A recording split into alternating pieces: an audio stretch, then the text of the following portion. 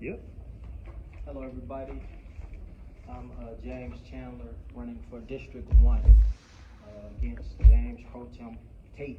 And I'm fighting for reparations, fighting for transparency, and undenied aid. I spoke on it before. There's still a lot of issues. James Tate been in office 16 years. And we're still having core issues like crime and public safety, blight, empty lots, affordable housing, tenant rights, environmental justice, pollution, public transit infrastructure, just the bus system, period. You know, when we walk the streets, there's no seating in Detroit, you know, where people can sit to wait for the bus. So many issues. Dealing with reparations, I worked with Mary Sheffield's reparations task force, and nobody has stood up to Duggan. Nobody has spoken out against him about different policies that's been going on that needs to be changed. The charter, I have an issue with the Detroit charter. There's a lot of things that needs to be changed with that, but no one has spoken up against certain policies. Policy is the problem. They put policy above the law, and again, that's the part of the transparency that I'm willing to push to change. Because if we go with these same policies, they can run game on them all the time.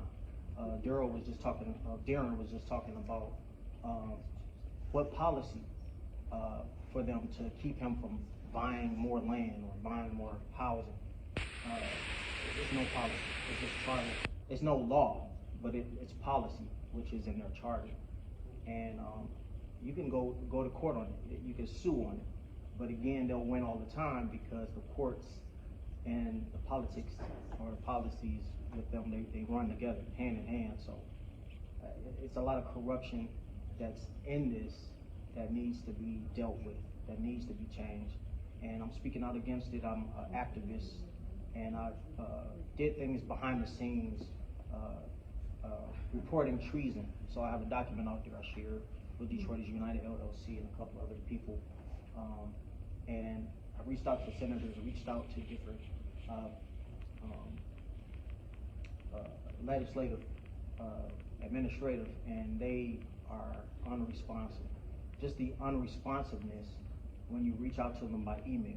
They expect you to call them by phone, but again, you get the voicemails. They're out the office.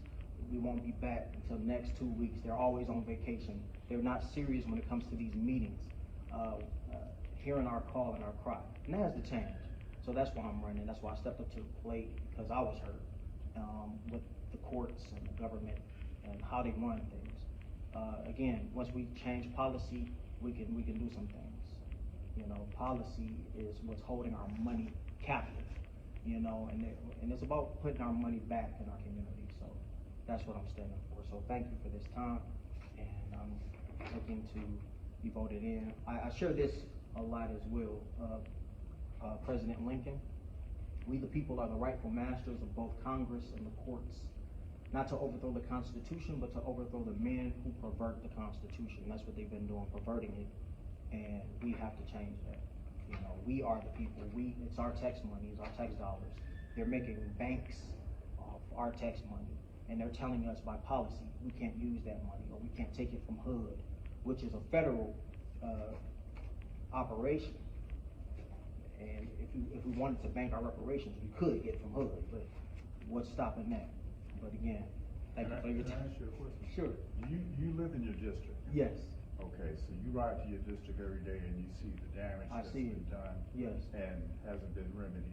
No. So what's your plan to remedy that damage? Well, it's basically getting our money in the hands of our council, and stop letting them block different things, because they're blocking even HUD.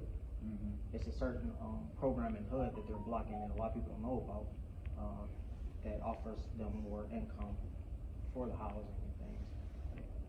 Businesses, promoting better businesses so that we can own our own, instead of letting people that's foreigners or Arabs.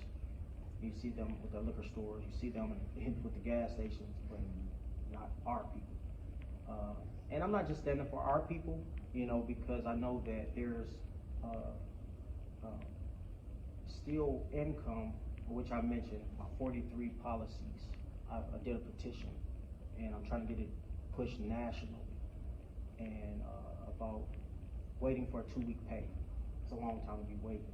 We should match payments now to help struggling people.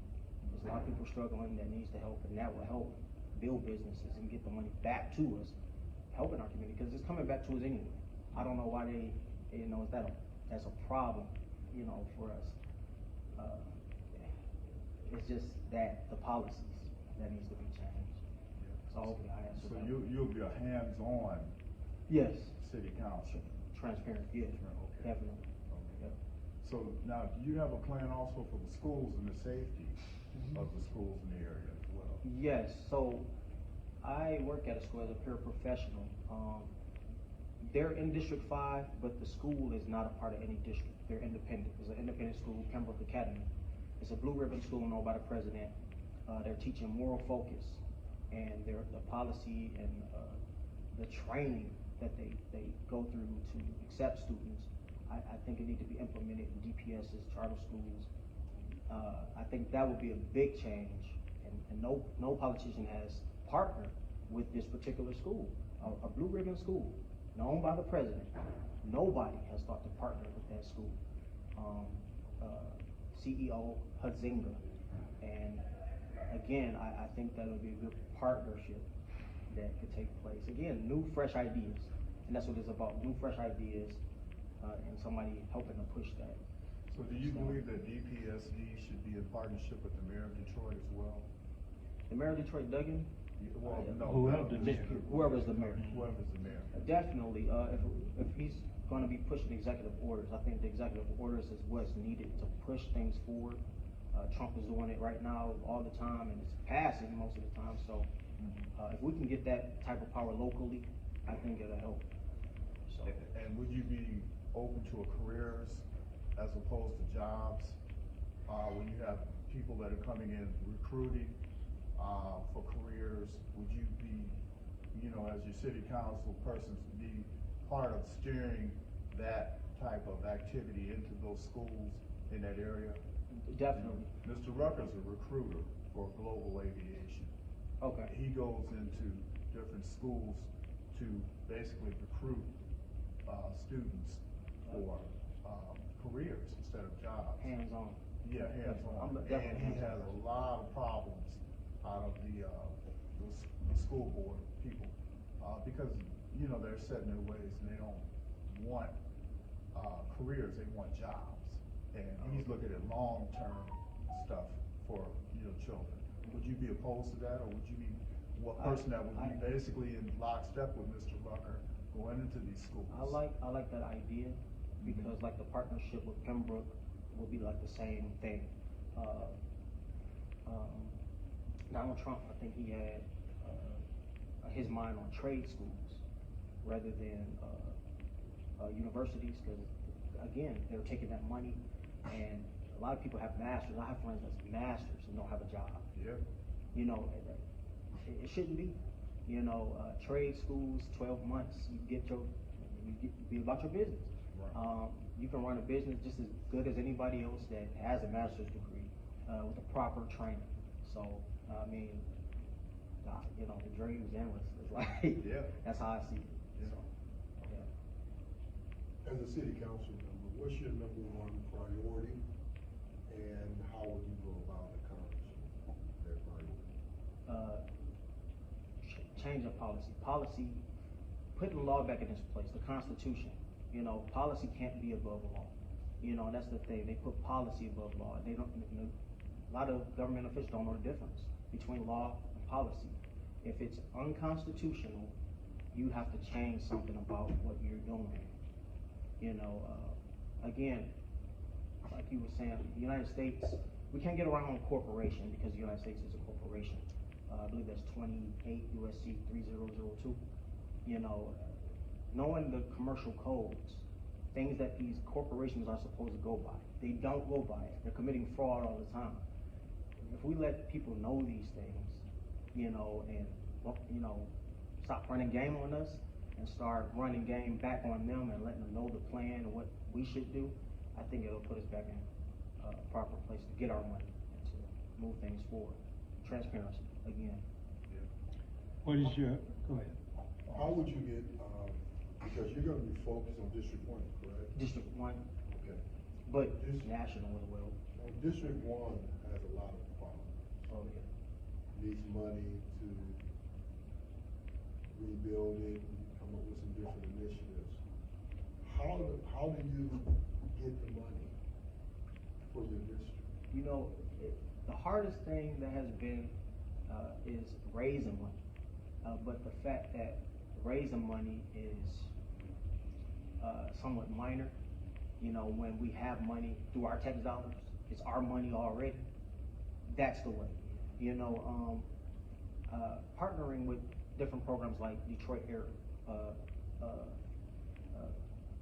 activist groups, things of that nature. Muslim groups that pushes. We got people that's doing micronations.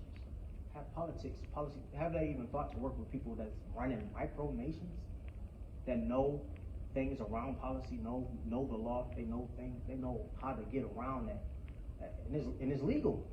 It's legal. Everybody wants to do things illegal instead of doing things legal, going by Constitution again. If we, you know, treat everybody right, like they treat everybody like the way they're supposed to be treated. Golden rule, period. That'll change any and everything. You know, so that's my stance on it. Spiritual, physical, mental, it helps. Moral focus, our morals. We gotta push it. We gotta. I'm So- willing to change. How are you, what is your strategy to go up against the incumbent in District 1? What is your strategy? Speaking the truth, knowing that the law is on my side regardless of what they say, you know, because I know that these people have been breaking these laws and they've been committing fraud, and just evidence is key. Evidence. If you have it, of course, most courts throw it out, but again, it's fraud on there. 18 U.S.C. 1001, misleading information. Again, it's fraud. It's a criminal act. They have to be criminalized. You know, we have to push that. You know, we the people have that voice. We supposed to have that voice. We the people. That's in our preamble. That's in our preamble. So your position on making the city of Detroit retirees whole, what is your position? Getting them the money back to them. You know, it's been stolen. We don't know what like you said, we don't know where that money came from, the billions of dollars they pulled from wherever they pulled it from. And you have evidence that they've taken it from the retirees. Again, if they stole that money, they have to restore it. You know, you can't be a theft. That's theft. You know, that's theft. That we just called out on it. It's speaking truth. You know, and people need to know the truth and walk in that truth and that light. So that means that you basically, when you call your opponent out, you have to have done your homework to show what your Yes. opponent has been involved about fraudulent. Always evidence. Things, yeah. Exactly. Okay, so you wouldn't be afraid to do that? No, I already have. Because that's a true debate. I mean, you call out your opponent basically for who they are and why your area is the way it is. Yeah, because you're the new kid on the block. Yeah. So they're gonna dig in and try to find everything they can about you, you know. And they won't do it directly, but they'll give it to someone else to do it for them. Exactly. Are you prepared for that?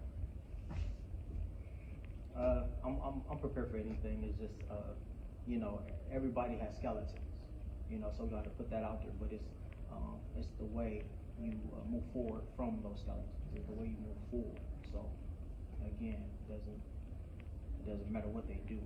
You know, they can form their weapons, but it won't prosper.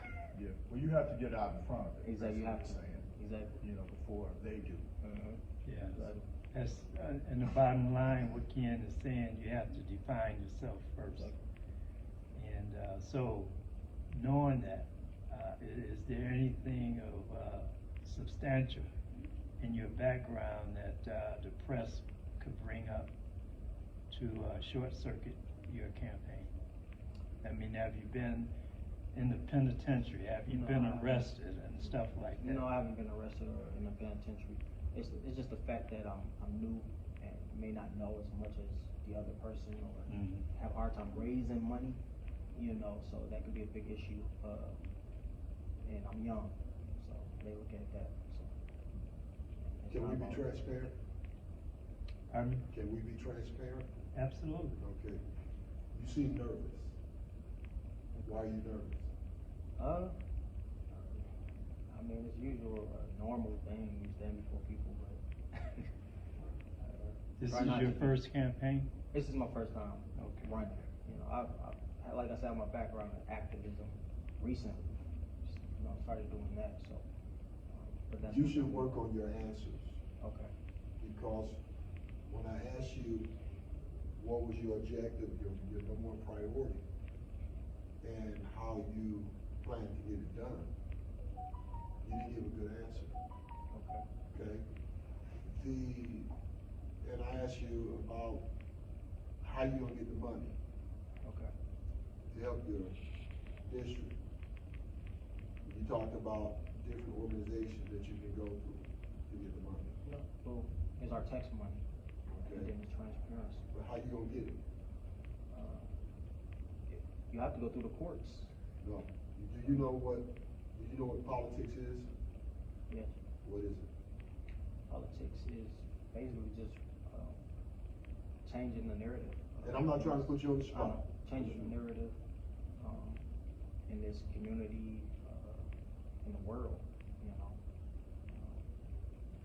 Politics is the art of gaining power to, help the people that is in your area. That's what politics actually is. It's the art of negotiation. Right. The money sits with the city, the money sits with the other counties, the council members. If you want something done in your area, you're gonna have to negotiate to get the money to do what you need to do. That means you're gonna have to vote on some things that you may not want to, you may not feel that it is a high priority for you. You're gonna have to have somebody else get what they want, so that you can get what you want for your area. And that's the easy part for me. 'Cause You I'm sure? already doing that, yeah. I Okay. already voted on a lot of things with the senators, and, they've been sending out a lot of surveys, I've been, voting already. Are you prepared to tell the mayor no? For anybody, no. No, seriously. Yeah. Are you prepared to tell the mayor no? Yeah. Okay. Are you prepared to hold up the budget until you get what you want? Yes, Even though the other council members are riding you, telling you you need to get this passed, even though the newspapers are writing articles, even though you're on TV, news channels saying the reason why Detroit can't have this is because this guy here won't vote. He's held up the budget. Fair to do that? I mean, you just have to have your explanation. I mean, everybody has their different reasoning, you know, it's about reasoning. The reason why I brought that up, because that's all a part of the negotiations, Exactly. right? Politics is obtaining power, P-O-W-E-R, power, in order to do what's best for your people, right? Yeah. And that means you're gonna have to stand up and fight. You got to go back and you're gonna have to look at your answers. Because every answer that you gave, you lean over to a legal, right, matter. That's what you're doing. The charter in the city of Detroit is a legal document that will hold up in court. I don't wanna say that. Okay? I won't say that at all. But, okay. Okay? Mhm. You might wanna reconsider. See, the one thing that we do to grow, even though we have our own ideas, we consider what other people have said, and we go research it. Right? Mhm. That's what we do. we research it because we might be wrong, right? Yes. And we research it so that we can adjust our position to be in harmony with whatever the law says, right? Go back and look at it and see if you need to readjust your position or whether you can take a hard line stance on what it is that you believe. Because if I was running against you, I would pick you apart, right? But then I'm older than you and I've been around and I've seen more, read more, but my job is to get the city council position in District 1, right? You become an obstacle for me to get what I want, pretty much. Pretty much, yeah. So I'm going to take anything you say, and I'm going to dissect it. I'm going to splendor it. I'm going to take the video of what you said, and I'm going to use it against you, right? Because I'm going to define you as someone that don't know what they're talking about and don't know what they're doing. And you know what, the thing about that's what people are doing all the time, is trying to debate against them, but not addressing the problem or the issue. So that could still be a backfire against the It person. could, you know it what I'm could, saying? but if you heard what, I don't even care about if you heard, no, you have to care. Yeah. Because what Reggie just said to you is very, very important, right? We talked about Barlow. Mhm. He's the only one talking about facts. Right. He defined the person he was running against. Mhm. And what I just said to you is the way you have to define it, Fine, right. okay? Gotcha. You have to point out the inaccuracies. You have to show when they said it, how they said it, right? And show that it is wrong. Mhm. So if they're wrong about that, what else are they wrong about? That's how you define. You're not attacking, Mhm. right? No. You're just pointing out, True, yeah. right? And so to do that, you have to rethink your position and be able to go and reconsider what's being said. Mhm. And of course, I'm willing to learn, new. Well, we here to teach you. We gonna teach you, right? And sometimes to teach you, we gonna put you on the spot. Yeah. All right? Exactly. That's Well, probably another it's- thing. it's- people it's- don't know. it's On the best spot. It's best to be at sessions like this, if you wanna call it a session, Mhm. to get insight from people that know, people that are older than you, been in this game for a minute, cause that's what this is, it's a game. And, Hone your skills. Yes. And so you know, no, I do these have to guys, mention. these guys did it to me. Uh-huh. I just want you to know. No, They did it to me. I know, cause it's actually certain people I know I probably wouldn't run against, like Raymond Jackson, cause at one time I was going to run for, city council at large.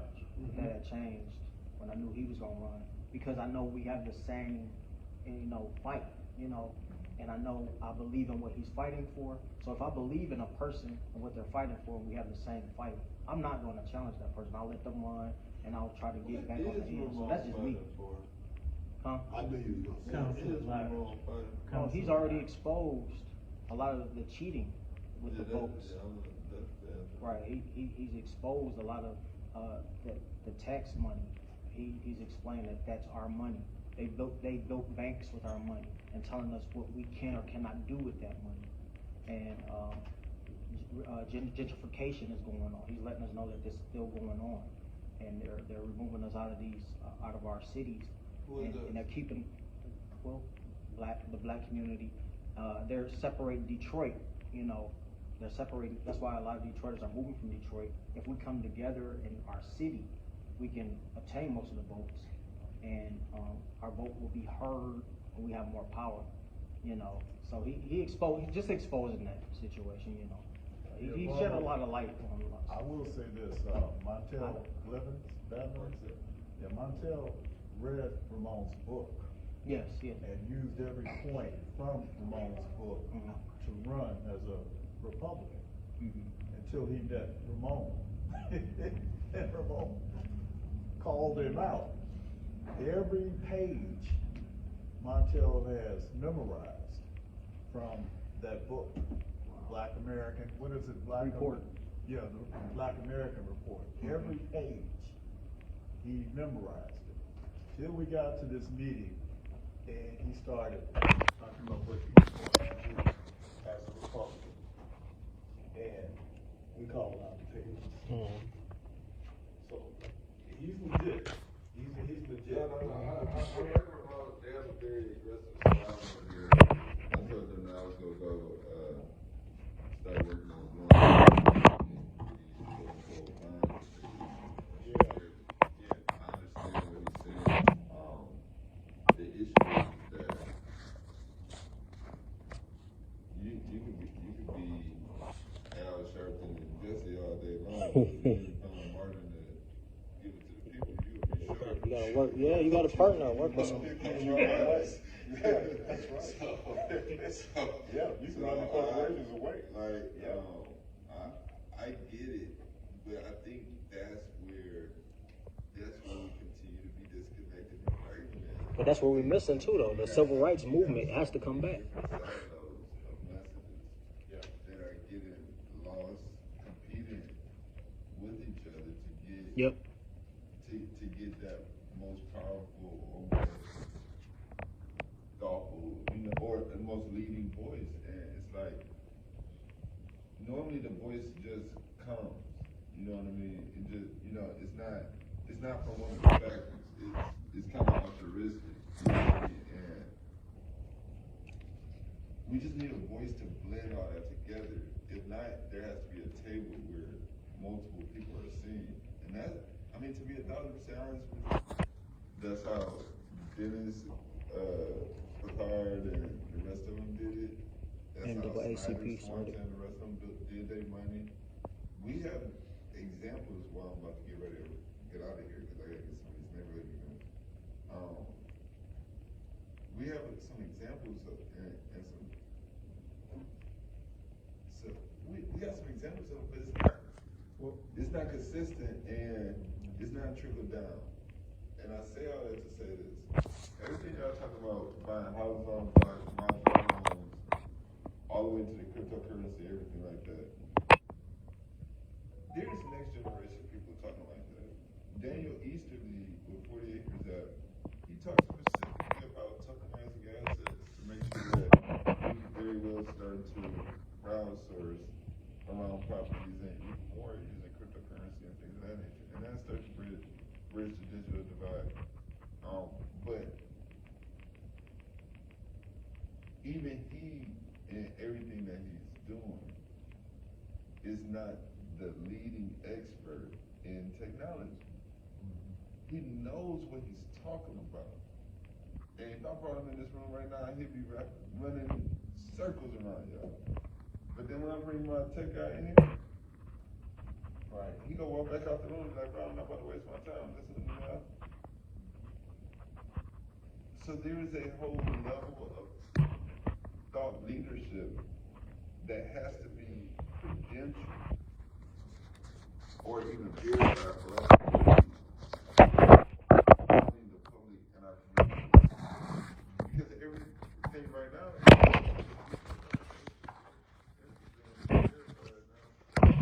can listen to you, or you got 1 million followers, now I listen to you. And I might actually listen to you for almost 6 months to a year just to find out that it's not working. And ultimately spin my wheels. Now I'm not listening to nobody. It's almost like going to church. You get that experience, you ain't gonna go to another church, you'll go home. Until you find somebody on TV, because you ain't gonna get hurt no more in person. Well, see, that is the purpose of what Detroit United is. Detroit United is a collective of people, myself, Reggie, and then Mr. Rucker here, and Jessica. Collective opinions. I call it the new minds, because you have new minds being born every day, just like this guy just mentioned. We're looking at where we're going as a people, technology. We're open to listen to anybody that's going to help our people. And if we can get a singular voice like yourself, like Darren, to be out there doing what you do to help our people, we're all in. we gonna see how everything shakes out. Yeah, I do have to drop it off. But we gonna see how everything shakes out next week. We will be down at Eastern Market, till Joe, I'll say word. I'll call you. Y'all wanna come down, I invited Rogelio. I'll be at Shadow Gallery, on Market Street, around 7:30. What time you gonna be free today? Huh? What time today? What time you free, 7:30? No, I was talking about election night. Election night, what time you free today? I'm not down with all the Southwest people around the whole Rooster Tail. So I'll be Cuban, Havana, tequila, whatever they do. I'm be Mexican tonight. Okay, if you get a chance, and this is for everyone, there's a cookout at Tyndale Recreation Center, West 7 Mile in Wyoming. That's for all the HBCUs are going to be there. At least 8 schools in are going to be there for that cookout. Hey, Tinder, you just the 10 plus another 10 write-in, 20 in 2025 doesn't really phase us or knock us. I think visibility, just from a billboard perspective, Mary has done what Nicholas Hood has done. Buy up every billboard during the mayoral primary cycle. We'll see if it has different results. It's going to be very interesting because I think some of the same character flaws in terms of elitism or disconnect might exist. So just from a spectator perspective, I'm very interested and very excited. But for what we've done, we hit people when they least expect it, and we cover ground. I can't be remiss if I keep on reiterating that. We covered ground. I know how many yard signs are around this city because I travel this city often, and it tells me where the support is. And there's speckle of support, but there's no real great unanimous decision. Every time I see one, I see another, and it might be 3 or 4 on the block, tops. So it's just very interesting how we've been able to at least make noise, but we believe we will compete, and regardless, with very few dollars spent, we know where we are for the future and how to leverage that.